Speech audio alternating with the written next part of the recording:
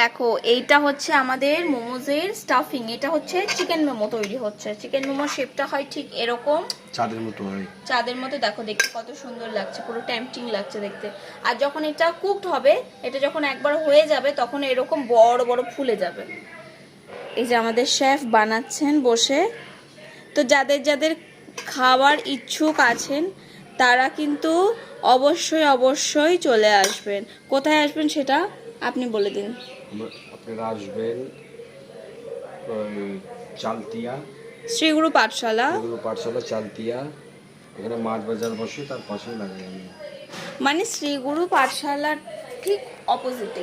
শ্রীগুরু পাঠশালা আসা মানে আমাদের দোকানে চলে আসা। শিব মন্দির আছে ওখানে একবার একটা। এসে ট্রাই করতে পারেন আপনারা, যারা যারা বহরমপুরে আছে তাদের জন্যই বলছে তাদের জন্য স্পেশালি। বলছি। আর যারা বাইরে থেকে আসতে চায় আসতে পারে, অসুবিধা নেই।